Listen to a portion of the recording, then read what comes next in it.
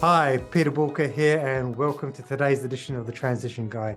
Now, joining me today in the studio is Shinobu Hindert, author of Investing is Your Superpower. Now, I take it I got that right. Yes. Great. Yes, you nailed it. No, there's nothing worse than getting it wrong. It's not a great way to start off a podcast. Well, welcome to today's episode. Great to have you on Thank here. you. Yeah, thanks for having me. I suppose one of the reasons why we thought you'd make a great guest today is because you look at it out there, the news is dominated by money. The news is dominated by the cost of living crisis. I mean, in the UK especially, not sure what it's like in the States, they're saying that we're having the worst cost of living crisis that on record. Wow. Things are that tough. And I'm getting the feeling that with all that, and it is true stuff that they're saying in the press, really, it's a harsh reality. But if we're not careful, there's going to be this negative connotation around money. And actually, more than ever, we should be very money aware now, more than we've ever been. Yeah. So I suppose my first question for you today would be, can you explain the basics of financial planning and why it's really important for individuals at any stage in life? Because you deal with a Yeah, huge financial population, planning. don't you? Your demographic is quite wide ranging. Yeah, I worked as a financial advisor for over a decade and was managing at one point a book of client assets over 350 million. So I saw so many different scenarios. I saw people that were always high income earners, always had a lot of money, maybe big spenders, wanted to do that. I had people that saved, worked so hard because they didn't come from anything, and they saved and they saved and they had this money, and then they wanted to make sure that they were doing the right things with it. And then you see younger people maybe in the tech world that just quickly came into money. So I saw so many different scenarios, even in terms of tax planning, estate planning, that kind of thing. But one saying that I stick with because it's kind of hits hard is that people don't plan to fail, they fail to plan. And it's so true whether you're in business or you're looking at your finances. A lot of people that I meet, when they're maybe get some time with me one-on-one, they're like, listen, I've been winging it. I don't really have a plan. Things have kind of worked out a little bit. I think I could be doing them better, or maybe they haven't been working out and I don't have a plan because I don't think that I qualify, that kind of thing. So there is this self-talk that I don't have enough to financially plan, or I, have debt, so I can't do it. And none of that's true. It's just kind of mapping out your life and really understanding the balance between how much you should be saving, how much you should be spending. Look to the future. We have to live for today, of course. We don't want to, never leave our house and never spend any money and be very rich, but have no friends. So there is a balance of doing it, but it is important because things move very quickly. And the biggest advantage that you have when you're investing is time. You can take advantage of compounding interest, having your money grow over time. So even if you're thinking, I don't have enough, that's the wrong language. You just want to sit down, create a plan. The first thing you want to start with is just writing down, what are your goals? What goals do you have in your life? And they don't have to necessarily be tied to money. Just writing them down will help you figure out, okay, now that I have 8 different things I want to accomplish in my life or over the next 15 years, I have this big picture. Well, how do I back into those? What are the steps that I need to get there?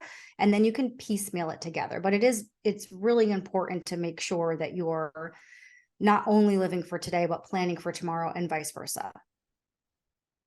And do you think that's one of the biggest mistakes people make, is that lack of planning? Yeah, lack of planning and lack of getting started. I think people are telling themselves, I'll do it when I have more money. And oftentimes when you do get a raise, even if it's significant, your next move is, oh, good, I can get out of this crappy apartment, and then, or it's like, I really needed a new car. I've been waiting to get this new car. I'm going to purchase this car because you've had a goal and you've been waiting for it. So it doesn't go hand in hand that you make more money, you save more money. And oftentimes we kind of set our lives up around the income that we make. So if you have a couple, they're both earning income, they buy a home, and then now one person loses their job. Maybe they can't afford the mortgage payments just with one person working. So just because we make more money doesn't mean we're saving more. So my point is just to get started now, even if it's a nominal amount, because you want to get into the habit, the practice of putting money away for yourself, investing. So that way you're also paying attention to what's going on in the news, what's happening with what impact is that on my investments. You want to get to know yourself as an investor as well. Oh, thank you. What are some of the common mistakes people make when it comes to financial planning, and how can they avoid it? Mistakes, I think, is the number one mistake, going at it alone. I kind of look at it like if you're going to a foreign country, you've never been there before, you can go on TripAdvisor, you can buy all the travel books you want. But if someone said, hey, I have a really great friend that's actually from there, lives there now, he's happy to meet up with you and can show you around for a couple of days, what would you rather do, right? You can kind of fumble on your own. Maybe you don't speak the language and you'll figure it out, or you can go with someone who knows the area. You actually get this guide that's going to be helping you along the way. And that's really how I look at it with financial planning as well. There are enough tools out there that you could go at it alone. However, why would you want to if you can partner with a professional that can just show you, like, that's not a good place to go, that's not a good area for you to be, and just navigate through that. So the biggest one is don't go at it alone. Second mistake is, I think, listening to other people that are not professionals. So I think when you do start to talk about this, whether it's at work or in your neighborhood or with some friends, it could even be family. They have strong opinions about these, maybe it's investments, or maybe it's where you're saving your money. And then if you listen and take action from that, you just want to make sure you're doing your due diligence as well, because people often are very quick to tell you when they had a very successful investment, right? And they're just like, I know everything about investing, let me tell you what I did. But then they don't share their mistakes. So they don't kind of full circle that and say, well, one time I went in on this stock that I really loved, it didn't perform well, and I lost X amount of money. So they're kind of just sharing the highlights. So then it could be misleading. So if you're following what somebody else is doing, that could be misleading. And the third mistake that people make is really not being forward looking enough. So we are emotional beings, we're human, we're not robots. Even though there's a strategy in place, it's sometimes very difficult for us to separate our emotions from what we are hearing in the news, and these gut feelings that we have, that we're like, oh, this is just not going to work out, I should sell all my investments. And you may be able to guess when the market's going to crash or really take a turn, but what is very difficult to do is to buy back in at the bottom, right? That is a very difficult thing to do. As much as we can anticipate, okay, we think the market's going to go down. If you miss those huge upswings in the market, let's say you miss the 3 biggest day of the year, that might be the total returns that the market sees for the whole year, and you've missed them even though you were invested the other time. So to really be understanding how you are as an investor, understanding your emotions, and having a plan. If you've made knee-jerk reactions in the past, you could just say, if this happens again, here's my plan. Step 1, reach out to a professional. Step 2, review all of my goals, my financial situation. Is this still in line? Number 3, make sure I understand the big picture. And if you go through all of those and you still need to make a change, then it's an appropriate change. But you don't want to be quickly, making changes just based on how you're feeling, because the market doesn't care how we feel. So why do you think people don't go to the professionals in the first place? Well, the industry's changed. So I started in this industry maybe 15, 17 years ago. And at the time, at least in the US, you had to call somebody to place orders in your account.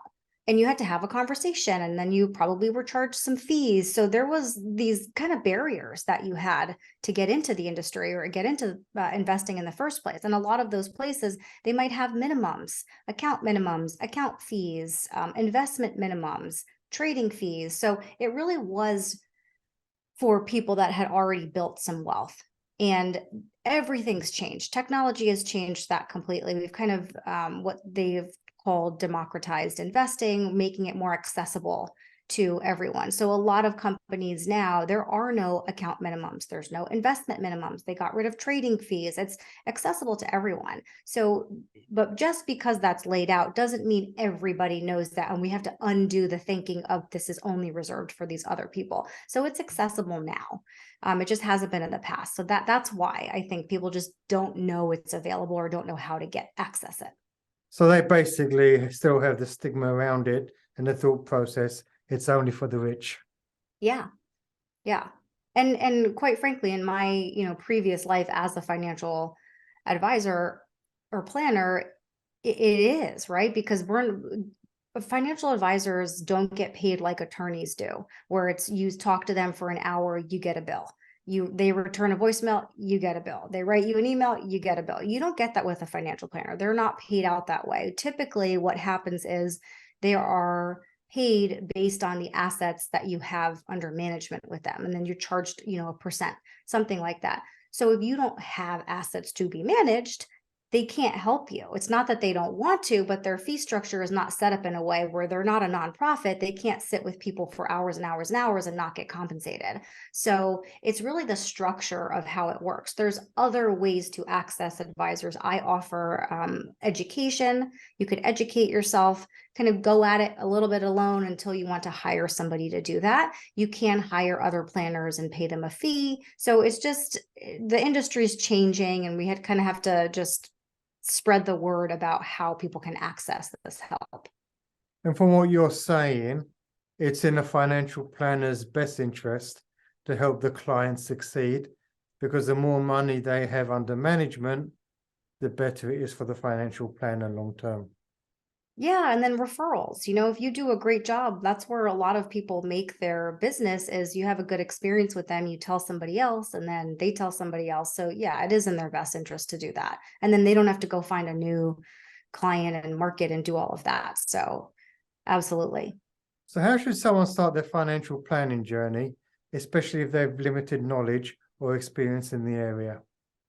The first thing I would do is just be very transparent with yourself on how much money you're making, how much money you're spending. What does your debt look like? Organize your debt by interest rate payments, organize it by the payoff dates. Really just understand your financial picture of what you're working with and see what are the expenses that I have that I cannot live without. What are certain things that, okay, I do want to spend this on, one of the things here that I see often is people spend a lot of money on going out to eat, and it could just be ordering in. And any financial planner could say, oh, you're spending too much money on food and you got to cut it back. But it depends on your lifestyle, because some people work, more than 40 hours a week. And for them to actually go home and cook, it will burn them out and drain them. So it's kind of a lifestyle thing of I need these quick, easy access to these meals because it keeps me sane. And we can't put a price tag on that. So there's got to be certain things that some people even will at age of retirement, and we're like, okay, now that you're heading into retirement, you need to cut back on all of these expenses. And they're like, I don't want to. I'd rather keep working for a couple more years. I like to travel. I like these nice handbags. I just want to do what I want to do. And I'll wait a couple more years until I don't really want to work anymore. And then I'll make those cuts. So I think just being aware of your situation would be the first place to start. And once you have that awareness, oftentimes people get overwhelmed. They're looking at it and they're like, oh my gosh, what is this? You don't have to do anything with that information yet. You're really just collecting that. And then the next thing would be, how much money could I afford to comfortably save? And then once you start saving that money, see if in 6 months you could increase it. And then you're looking at, well, now I need to get invested. So don't try to do everything at once. If you're thinking I got to get invested and you're looking at all your finances, like, oh, I have debt, and now you're shaming yourself, you feel bad about it, you don't know what to do, you're doing it wrong. It's not supposed to be that serious. You'll tackle it kind of one step at a time. Okay, that's a really valid set of points. How can individuals strike a balance between the short-term financial goals, like saving for a vacation, and long-term goals, like you mentioned earlier, retirement? Yeah, I think that you have to just sit down with yourself, or if you're planning with a partner, and talk about it, because any financial planner, especially with my background, I'm always going to say you need to save more for later, right? It's like you got to, because you're going to live till 140 and you're going to run out of money. And it's like, you got to save this. However, I've had family members that have lost their parents at a young age. And when I have the conversations with them, they're like, but you could die at any point. And it's like, that's true. That's true. You could, we have to balance that. So I think doing it with intention and not as a sacrifice, that you're not sacrificing tomorrow so you can live today, but you're not forgetting about retirement altogether. So I think, the rule of thumb for retirement is to save about 10%, 15% per year. So just see where you're at. What are you saving on? And then are there alternatives for some vacations that maybe aren't so expensive? I mean, you've had personal experience of death at a very early age yourself, haven't you? I haven't. My father did. So he lost his mother, I think before he was 5, and then he lost his father when he was a teenager. And I think for him, he struggled pretty early on because him and my mom got together. They had kids young, so he never had money, savings as a young adult. So he was always telling me, start your family later. I'm like, okay, I get it. I'm a burden. I'm just kidding. But it was these conversations because he had so much financial stress at an early age that he had to navigate. So I think for him, he was more in the line of like, let's save money to do this. Well, I guess even my mom as well, where those life experiences are going to give you a bias in one direction or another. So I think also recognizing that. And what's also interesting is when you're planning with a partner, sometimes the other partner has a health condition that they might be saying, okay, you might live a really long life, but I'm not going to live a really long life. And I want to make sure that I'm doing these. So you really have to strike a balance with each other as well and dig into why you're making these decisions. If it's impulsive and you're spending a lot of money that you don't necessarily have, like if you have to put it on a credit card and then you're like, okay, in 12 months, we'll pay it off. Maybe pause a little bit and see, well, why don't we just save the money? And after 12 months, we can pay for it in cash and we don't have to put it on a credit card, something like that. But just to think about those things, they're driving vacations, that kind of thing. Well, especially today with the interest rates on a continued rise, it's probably access to money is no longer as cheap as it has been in the past. Yeah, even driving vacations, all of these you're really budgeting for. And I think even creating a budget for the whole year. So I have an account that's just, cash in there, but it's called our vacation account. We put money in there and then every year we're like, there's no way we're going to spend that money. And then, by August it's gone. And it's a good reality check of like, we are actually spending a lot of money on these things and it doesn't feel like it. But when you look at the whole picture, so I think even carving out some money, some fun money to go do those things that you are still enjoying those, but it's within reason. How important do you think it is to have an emergency fund? I And think it's yeah, go ahead. I was Sorry. going to say, what guidelines should individuals follow when determining how much to really put aside for unexpected expenses? Yeah, I think it's the number one thing you should do with any kind of financial planning is have an emergency fund. And we've seen over the last decade, multiple kind of crises, whether they're financial or whether they're health related, happening that you need to have a backup plan and you should, because whether you've experienced yourself or you've seen it happen to other people, it is really important to have this because we don't, everything's unpredictable. So how much you should have, the kind of the general rules are if you are in a 2-income household and you work at different places or different industries, then you should have 3 months worth of your monthly spending in savings. If you both work at the same company or you work in the same industry, if there's a mass layoff in that industry or something happens, then we err on the side of having 6 months. If you're self-employed and you own your own business and you're looking at business reserves and all of that, right now, I would say at least 12 to 18 months because Yeah, yeah, we might see a slowdown, and some business owners during these kind of slow periods may throw payroll on a line of credit, that they've done in the past, where credit's going to be more difficult to access, interest rates are going to be a lot higher. So those calculations you're going to have to consider them, where I think people were just putting them on there before, not having to think about it, and creating a plan to make sure that you have these kind of excess reserves. If you're in a single income household, then it's also 6 months. I would also pay attention to how big of an earner you are. If you're a really high income earner, chances are you would not find a job with the same level of income and benefits within 3 months, right? If you're coming on board and you're a really high income earner, there's going to be this dating period between you and your future employer. And you don't want to have to take a job that you don't necessarily want, or maybe you feel like I'm way overqualified for this because I don't have any cash on hand. So you can't have this kind of, you have to cut the dating period with this company that you really want. And if they're saying, okay, we have to go through all of these layers and approvals before we can bring you on, and then you have to take a job quickly, they're maybe going to question your loyalty to them.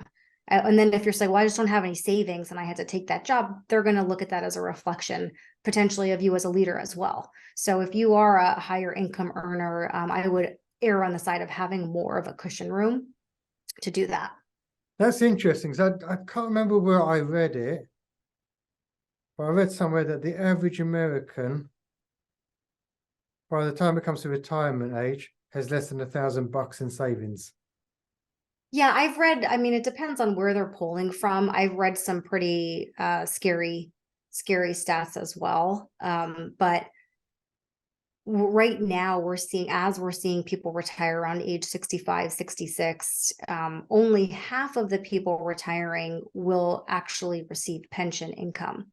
So while there's Social Security, we as a country really haven't seen the impact. What happens when people are responsible for saving for their own retirement? What is the impact? And we might not see that in terms of an effect on financial markets or the economy for maybe another 15 years, until those people in their 60s or in their 80s and potentially have run out of money. Well, now what strain is that going to have on everyone else? Who's going to come in and take care of them? Do they have family? Those kinds, we're really not going to know. So it kind of makes this time a little bit even more upsetting that we're in this high inflation, high cost of living environment right now, as people are approaching retirement without pension income.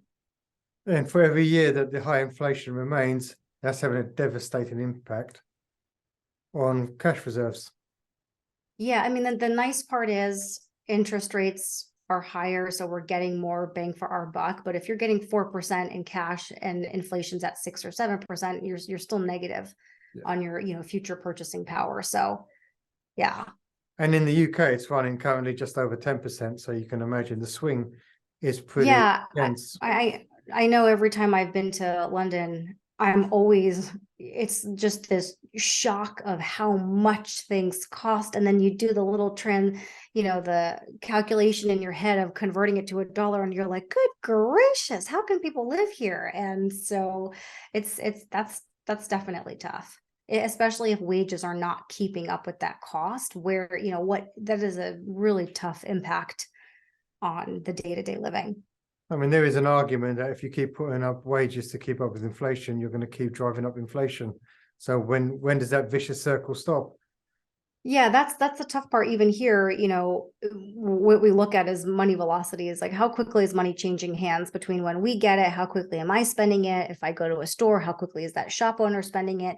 And right now it's just moving too fast. So the way to fix it is to have low or just a higher unemployment. And you think about that and you're like, oh, that sounds devastating, that a bunch of people are going to have to lose their job or not be hired. And then what impact is that going to have? So it is this dance that the Fed and the governments have to do to see basically how are us, the humans, going to behave, and what impact is that going to have. So all more of the reason to focus on cash reserves. Even if you have to forego saving for retirement right now, I would absolutely prioritize having cash on hand. Even in a higher inflation market? Yeah, because it depends on where your income's coming from. But in the US, I think it's like over 70% of our economy is driven from consumer spending. So if you have the consumer stop spending money, and you're going to have a ton of small businesses not receiving the same income that they were receiving, and they have to pay their employees, like, yes, cash is king right now. Perfect. If you don't have reserves, I'm not saying pull everything in. Let me be clear. Yeah, that's a fair point. What advice would you have for couples or families who are trying to create a shared financial plan while managing very different financial goals or priorities? I would have each person in the relationship really write down what are their goals for the next 2 years, the next 5 years, 10 plus years. And then I would have them each rank the priority. Okay. And do the exercise separately, because you don't want to feel pressure or influence from the other person. You really want to see where each individual is at. And then what does that look like together? Because it's going to be difficult if one person in the relationship has very different priorities than the other. That doesn't mean you can't do it, but you need to know where everybody's starting from. If, and especially too, if you have someone that really needs to travel, or they really need to do these certain things, and the other person is really focused on saving, that could be a point of contention in the relationship. But if it's all out on the table and you create plans around that, and kind of, I'm willing to meet you in the middle here, that's the first place to start. Is what are your priorities, what are your goals, and how do they look together? That would be a great place to start. And it at least opens up a conversation about money that's a little bit lighter and a little bit more fun, of looking at, and then you can kind of make the conversation more fun. No, thank you for that. I suppose finally, my final question to you would be, how can individuals stay on track with their financial plan? And how often should they really reassess and adjust their strategies to ensure that they're making progress towards their goals? Once you've created a financial plan, I think in the beginning you'd want to look at it more frequently until you fully understand and have confidence in the plan. After that, I would say at least quarterly, you want to do a general review. If there's a significant change in your situation, let's say you are getting divorced, or you're having a new baby, or you've had a change of income from your job, that you forget the timeline. You just want to revisit your plan and see how do things look based on this new information. Am I still invested the right way? Are things moving the direction I want to move? But other than that, it should be at least quarterly. And then again, if you don't have a professional kind of looking after this for you, then whatever way works for you, if it's calendar reminders, whatever it is, if you invite yourself to a meeting, whatever you have to do to sit down and focus on it, so you're not pushing it and kicking the can down the road. So then you're only doing it once a year. So at least 4 times a year. Okay, perfect. Now, if people want to sort of find out a bit more about what you do and connect with you, how do they go and do that? My website is empoweredplanning.com. And then I put out a lot of short video content on Instagram that's educational, like 3 tips for, business owners this year, things like that. My handle on Instagram is Shinobu Hindert. So you can find it that way. And you can, on my website, you can download a free chapter of the book. So you could always read it. I tried to make the book as fun as possible. It's not a textbook. I wanted to make it a little bit lighter so you could actually learn as you go. Not very often you hear someone say, I've tried to make a financial book as fun as possible. Yeah, there's a bunch of jokes in there. More reason to download a chapter and have a go. No, thank you so much. Well, if you enjoyed today's episode and you got great value, please share it with others so that they get the value out of it. Make sure that you subscribe so you don't miss future episodes. And please give us a like. A like will always help us with the algorithms. Thank you for being such an amazing guest. If anything has resonated today and you want a bit more information, head over to Boolkah.com and get in touch. And remember, failing to learn is learning to fail. Thank you for being such an awesome guest. Appreciated. Thank you.